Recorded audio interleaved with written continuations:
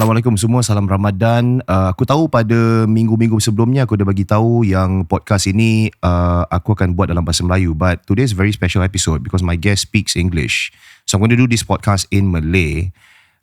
Initially, truth be told, I haven't heard of this particular guest. But during my training sessions recently with Khas, my trainer, he was mentioning, Zah, have you been to sneaker con lately here in Singapore? Then I was like, no, I didn't. And then he said, there's one particular person you might be interested to interview. And I was saying, who is this person? And he was saying, the name is Ray Lil Black. So we opened TikTok during my session and we saw there's this particular influencer yang lagi satu. The name goes by the name of Culture Kicks, aku tak tahulah.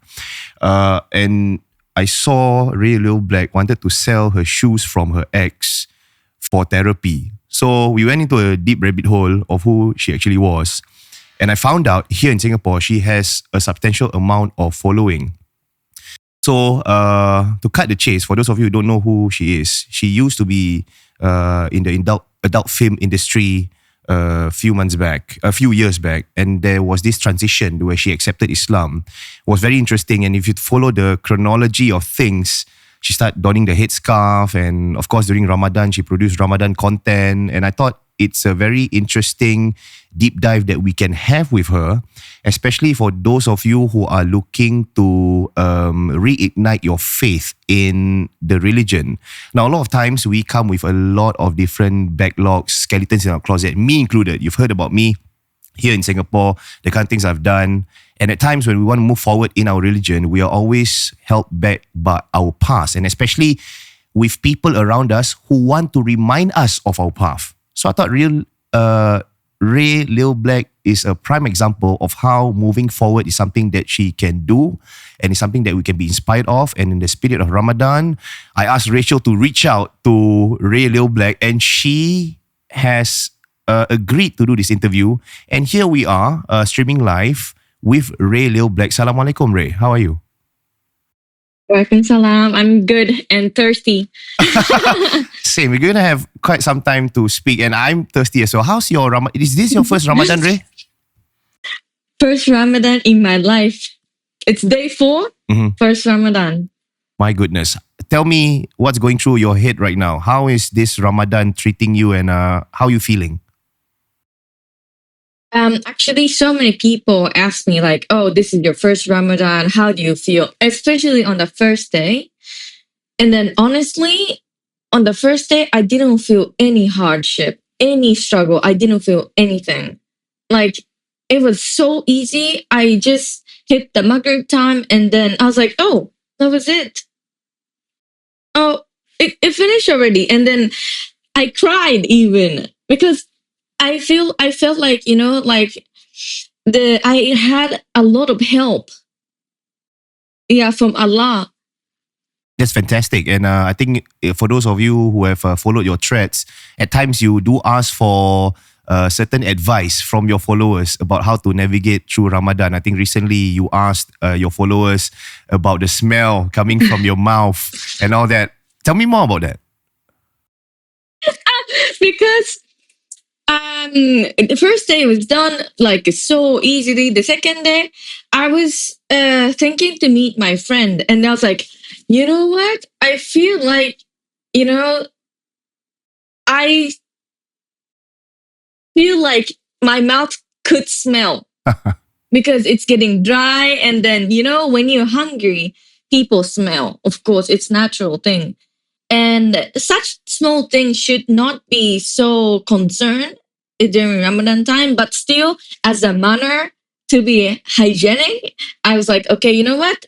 To the people who is not like non-Muslim people, I still have to respect to be hygienic. Fantastic. So I asked like, hey, what do you guys do to be hygienic? What were some of the responses that you got to help you out?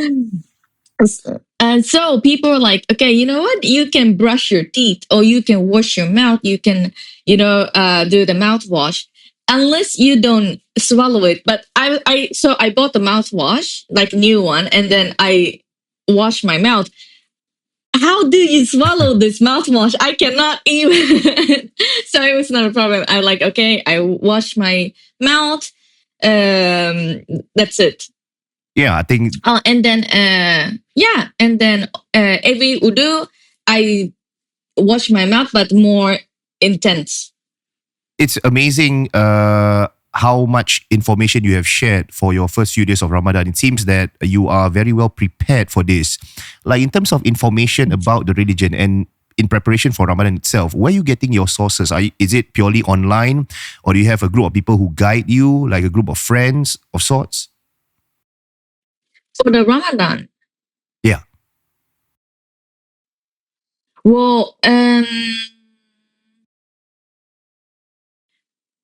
ChatGPT. Wow.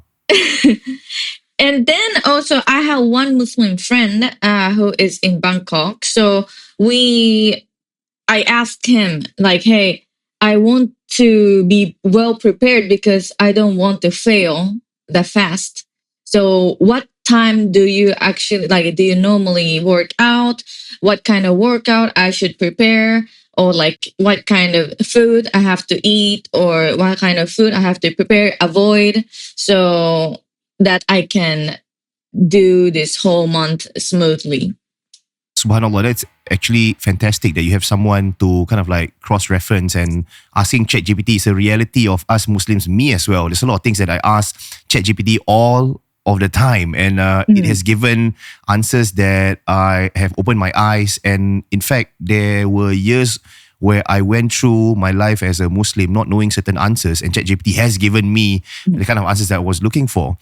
And that being mentioned, let's go through and deep dive into the thick of things. This whole conversion or reversion, if you will, if you were to look at the chronology of the things that you have uploaded on TikTok especially, we notice as followers of your TikTok that you start donning the hijab when you were in KL, Malaysia. Did Malaysia had anything to do with this reversion of yours? Definitely. 6 months ago, I actually went to Bali. And then right after that, I went to KL. And then in KL, I wore the hijab for the first time through my whole days, because I wanted to visit masjid, or like I wanted to meet some Muslim people. And then, of course, and then they were so nice to me. Like they welcomed me with like their arm open. So I was like, okay, these people are so nice. Why don't I try to understand their culture, and then try to know them by reading books, or like wearing hijab, or like not eating pork, so that I can understand them more, and then deeper their my friendship. Yeah. And then I went to Bali, KL, and right after that, I went to south of Thailand, which is like a lot of Muslim people live.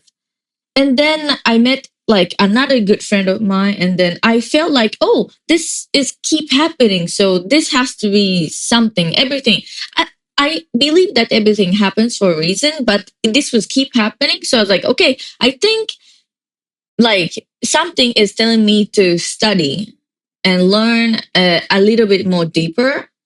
So I started to learn and read books and stuff. Like in your journey of reversion, what were some of the original surahs, or ideally some of the original content that you consumed that made you want to know more about Islam? Was it a book? Was it a short video? Was it a particular preacher that you saw online? No, it was just people that I met, because everybody was so nice. Like I am from Japan. So actually my parents are Buddhist, like a really, like not strict, but a lot, like they believe Buddhism. And then actually it's very funny that I went to a Catholic school for 10 years. Wow. So I was reading Bible for 10 years. And then I met Muslim people, and then I realized like, oh, through whole my life, 27 years, 28 years, I was studying Buddhism and Christianity for whole my life, but I have never encountered any Muslim people and then encountered Islam. So I was like, oh, I think it's a good time to study because I like studying. I like reading books. So you know what? It's very interesting opportunity. So let's start. And then I started to buy some books. And then I read some. And then I was like, oh, it's actually very interesting. It's interesting that you mentioned you studied the Catholic religion for 10 years, and yet that didn't make you, in a sense, go to that religion. And in fact, the interactions with people were the ones that actually moved your heart to move closer to Islam. And in moving towards Islam, did you have any prior worldview of Islam before you actually entered the religion? Like, we understand there's a lot of sentiments around the world of how Islam is perceived. Some of them might be Islamophobia in nature. They might see Islam as an oppression to women. They might see Islam as being very backward, as being conservative, as not being open to a lot of opinions outside. Did you have those sort of opinions before entering Islam?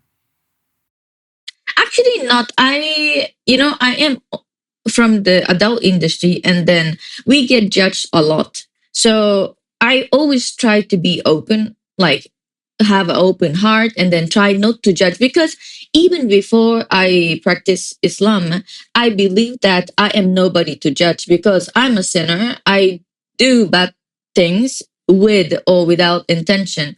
And then I am nobody to judge. I cannot judge. I am going to be a witness of what people do, their action, but I don't want to, judge people just because they believe something. So I really didn't have any negative thought about Islam.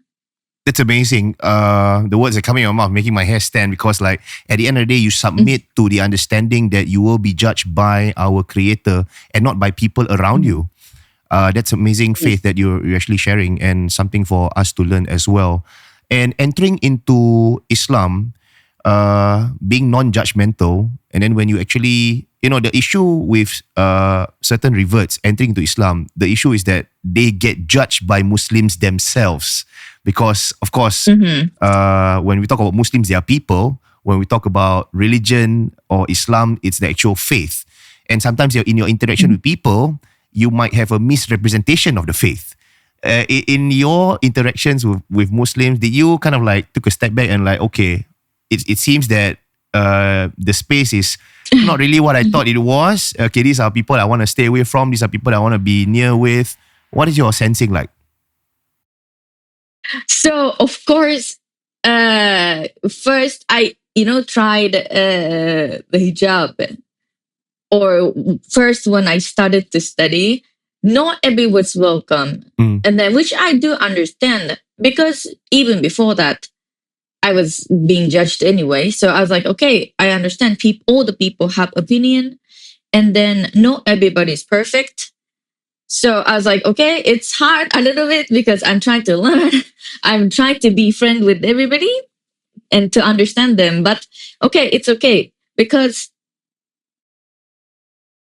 religion is perfect, but people are not perfect. I do understand from the beginning. So people can be a little bit harsh, even though what they believe is perfect. So I was like, okay, you know what? People are judging me, but it doesn't matter, because what matters is like my intention. So I was like, okay, sometimes it hurts, but I deep breathe, and then, okay, it doesn't matter. And then it's okay. It's amazing how you are coping with all of this as a small-time content creator. At times, the comments that, I have my past as well. And when it comes to surface, and I care about what people think. And at times when I read, I go down a deep rabbit hole of regret. And I think back about how I want to move forward, but I'm always typecasted by what I'm defined in the past. And I see you have over 2 million followers, and I'm amazed because you have this mindset of not caring what people think. I don't know whether you do care or not care about what people think, but to move forward and to have that resolve to push aside everything. Because if you were to look at the comments, especially on TikTok, it's really toxic. Do you read comments or are you the sort to post and then you ghost? I read a little bit, but I do understand that people have negative comment. I do see some negativities. And what would be your advice be for reverts, especially? It can be an extremely lonely journey. When you change a religion or when you enter into Islam, at times you lose certain career opportunities, you lose family members, you lose circle of friends, and it can be an incredibly lonely journey. Was it the same case for you? It was lonely because I live in Bangkok and then I was studying alone. And then, first I went to masjid. I was like, oh, what to do, what to do. And then one auntie was like looking at me from the behind. And then like, I was, let's say I do this. And then she's like, like, put your hand in, like, blah, blah, blah. And it's, like, it's love. But I was like, okay, you know what? I'm first time here, I want to learn. And then they'd be like, okay, then we will teach you. So like, but and they teach me, and now I don't go to that masjid, but but I saw some quote saying that all your like sadness or grief or whatever, your prayers mat knows. And I was like, okay, you know what? God knows, my mat knows, and then that's enough. And then I was like, okay, it's lonely, but it doesn't matter. I'm not too sure about your relationship with your family, but if you feel you don't want to answer it, it's okay. But it's interesting because these are some of the stories that are shared by reverts, that they were ostracized by family members. How did your family members react to your reversion? Were they receptive of this? You did mention your parents were initially Buddhist. Did they accept this, or how is it like? They are like, oh, you are doing something new again. Because I'm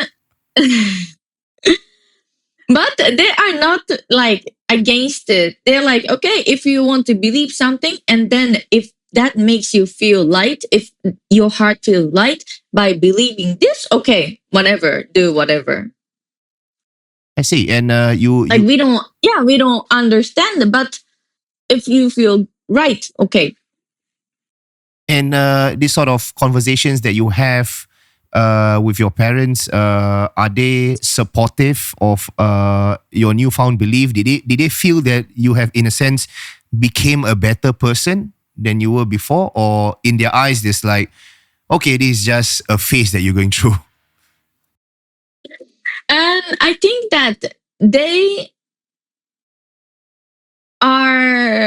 see the changes because this past 6 months that I am practicing Islam, and I started to call my mom and dad more often. I check my parents what are they doing, or more often. Like before, I talked to my dad maybe like 2 times a year. I see. I go home, but not like texting or calling. But like now I call my mom like 3 times a week or something, text my mom almost every day. And then, my mom is like, oh, now you like more thoughtful. If I could possibly bring some examples of celebrities in my region, where they have had a spectacular past and they're trying to get themselves closer to God. One of the challenges that they face, and normally they will share, is that their source of income has declined and they were finding their way around what is an alternative source of income. And they mentioned this is a test from God. On your end, knowing your past, that you have, gotten possibly remunerations from films that you have done, and now moving to a different set of values and beliefs, do you feel that you are being tested by the Almighty in trying to search for a new source of income? Or is this something that doesn't bother you in terms of where your next dollar will come from?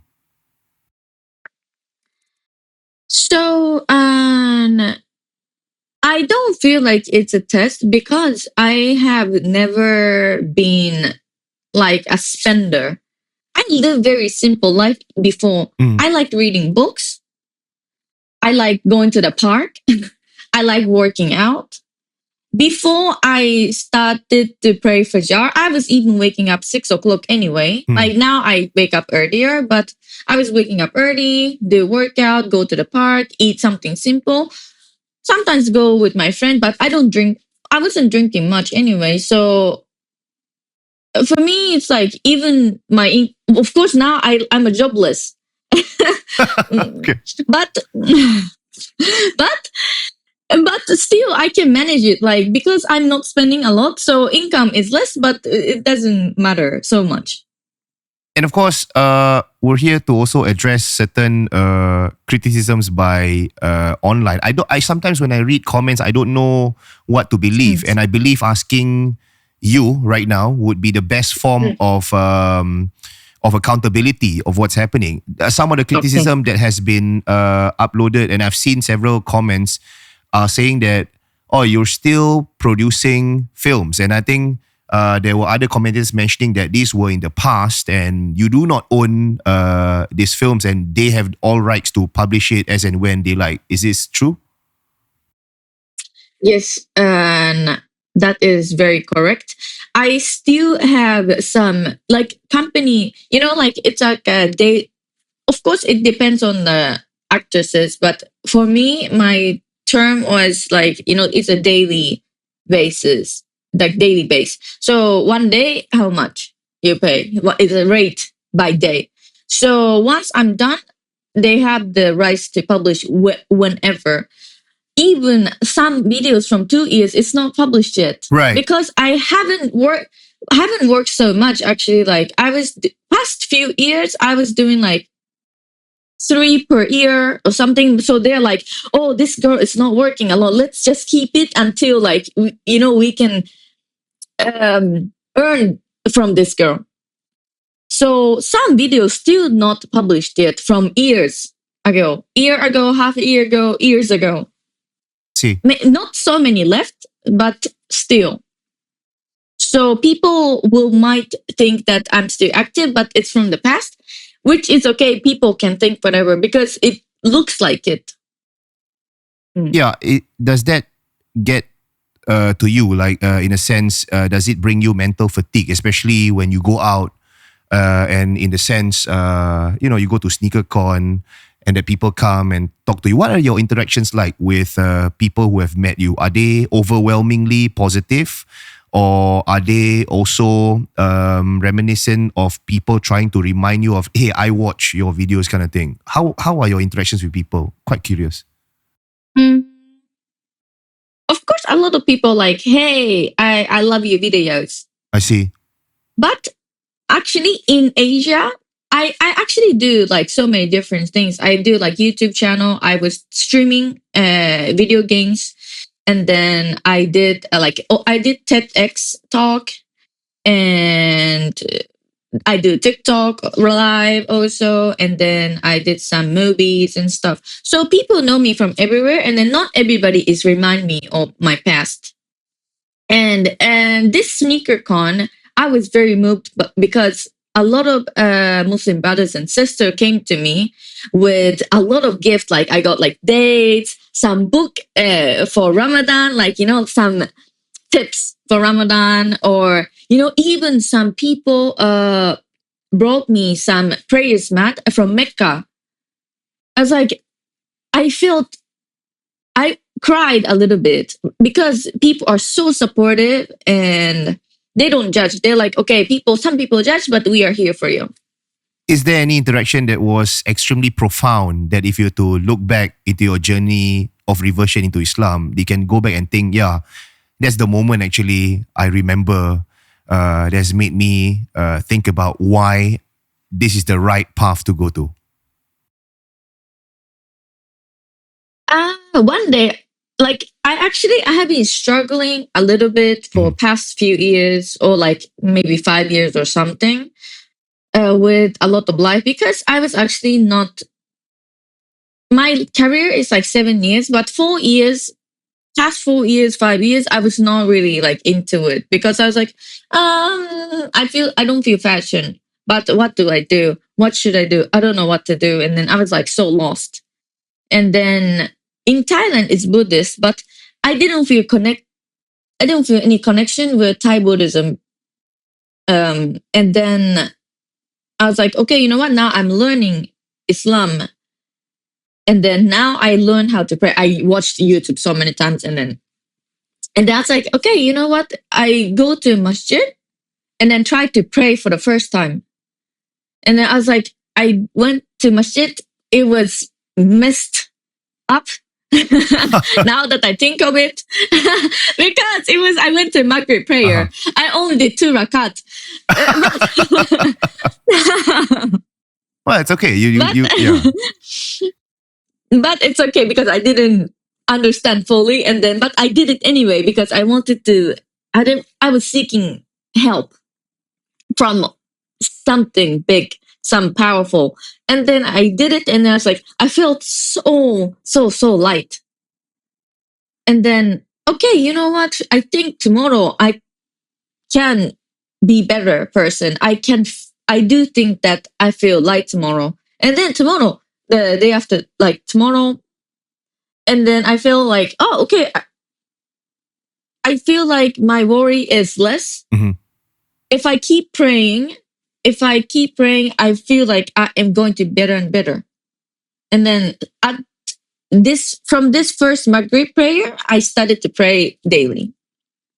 Ray, you did mention one of the things that you like to do is reading, and in your life as an adult, reading books. Right now, what are you reading? And could you share with us a bit of what you've read so far? So, like here, you can see a lot of books here. Like this, also everything Japanese. Now, of course, it's Ramadan, so I'm reading Quran. And then I'm also doing like Quran trace daily. Okay.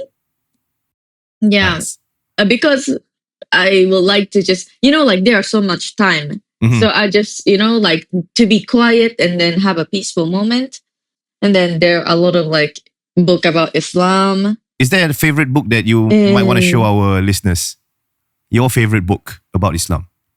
Actually, in the beginning, I was like light, I was just curious. Mm-hmm. So I bought this book.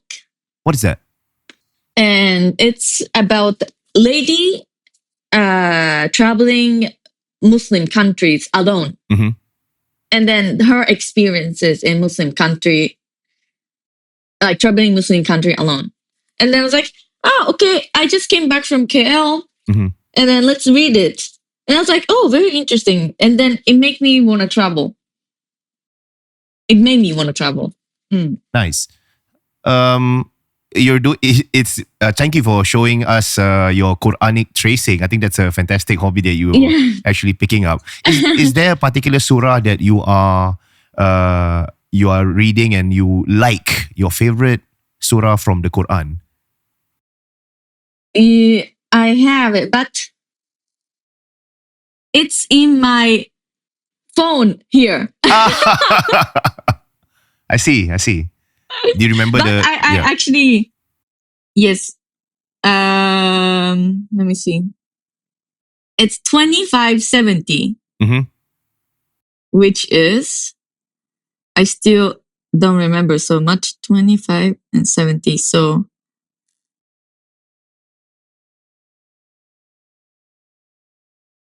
Farkan. Mm-hmm.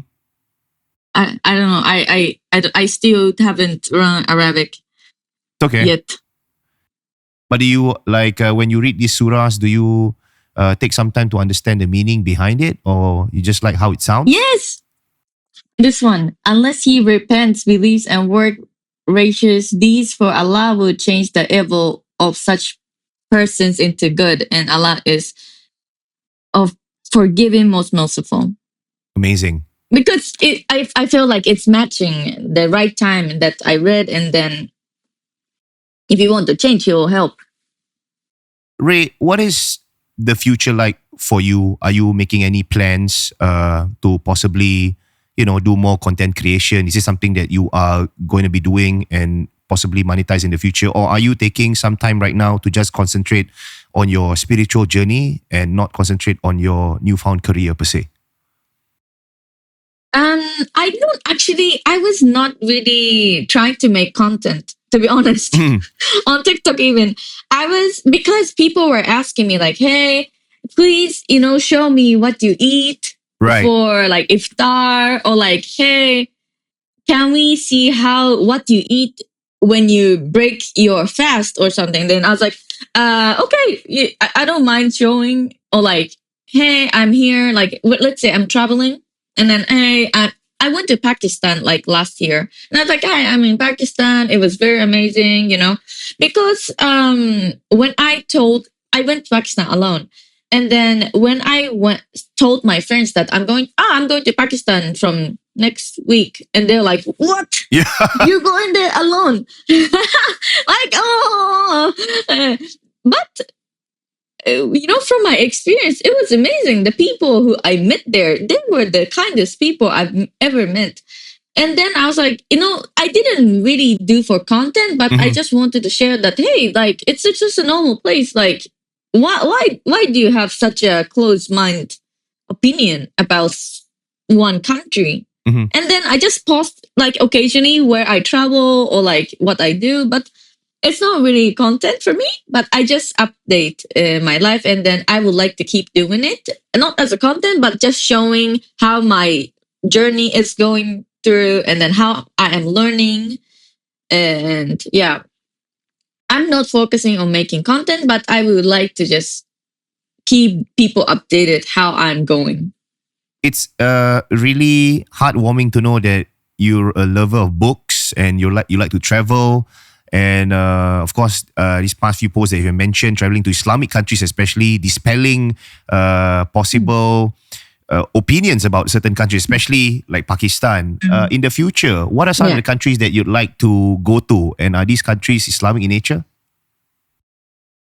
Oh, a lot of country. Like I would like to go to first Qatar, to go to some museum and to learn like some very simple like core of Islam. Of course, Saudi Arabia. In the future, maybe if the time is right, I would like to go. And I actually have some plan to go to Central Asia, like Kyrgyzstan, Kazakhstan, Uzbekistan, because their mosque is so beautiful, and I would like to pray in such like amazing, beautiful places. Ray, that's one aspect that I forgot to ask you, and think I'll jog my memory right back.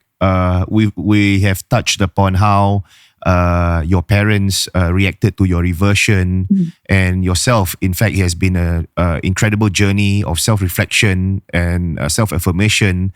But at the end of the day, also you have over 2 million followers. Your reversion to Islam, how did your fans react to your reversion? Have they been overwhelmingly supportive?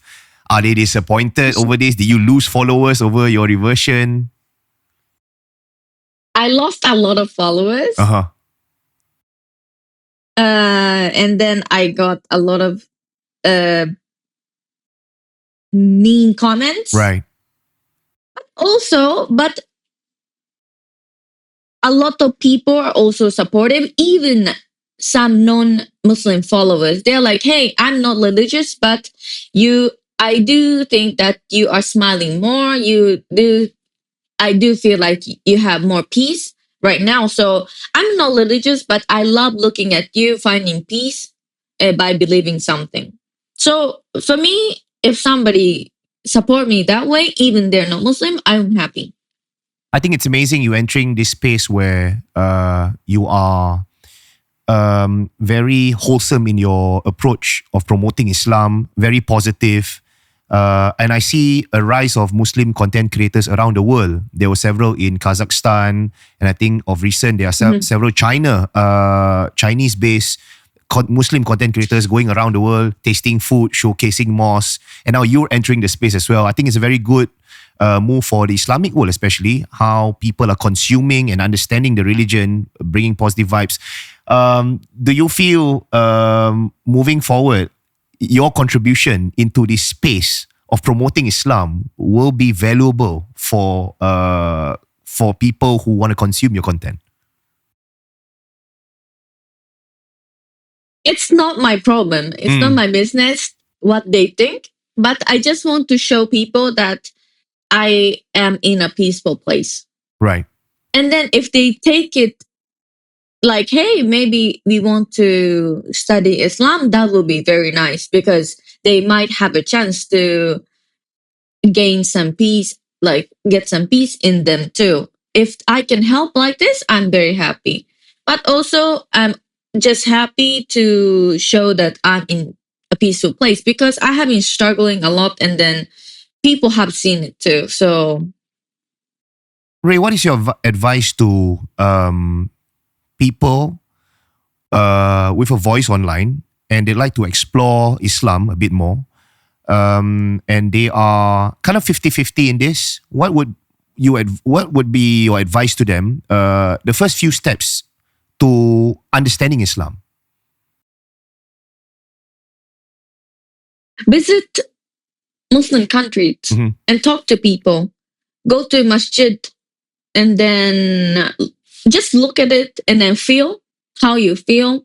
Because I think everybody in certain places you feel special. Right. Maybe you are not Muslim, but you cry or something because you feel some big power or like almighty, whatever makes you move. It's something. So you have to like start moving, acting forward if you feel something or not. If you feel it, maybe start reading books, talk to people, ask people. And what about your advice to people who are already in the faith and going through the journey of a Muslim, they feel that they are losing their faith? What would be your advice to them? Well, I am a new, so I am like a new, everybody's like calling me newborn baby. I'm a full of faith, full of faith, and then just ready to learn everything. Yeah. But if you're losing hope, I think, and faith, I think you should start praying. Because I think when you pray, when you don't want to, that's a big effort that you're taking. Yeah. So when you take this kind of, big effort, I think Allah will help you somehow. Ray, that has been very beneficial, and I hope the nuggets that you share will be of tremendous benefits to our viewers and listeners. I'd like to thank you for spending some time speaking with our listeners here in Singapore. What would be your Ramadan wish to our viewers who are watching you right now? To viewers or to myself? Let's do both. So for everybody, I do wish and pray for every Muslim brother and sister to finish this Ramadan with a lot of blessing, with a peace and happiness, and that you can get as many as possible. And also for me, I would like to have more stronger faith in Islam and learn more because I have time. And then one wish, maybe this is going to be the last Ramadan, first and last Ramadan that I will be unmarried. Next Ramadan, Inshallah. Next Ramadan, Inshallah, I hope I am praying next to somebody special, my husband. Inshallah. Inshallah. Ray, thank you. It's been a pleasure. I wish you the best of Ramadan. And of course, we'll see you when we see you. Thank you, Ray. Assalamualaikum.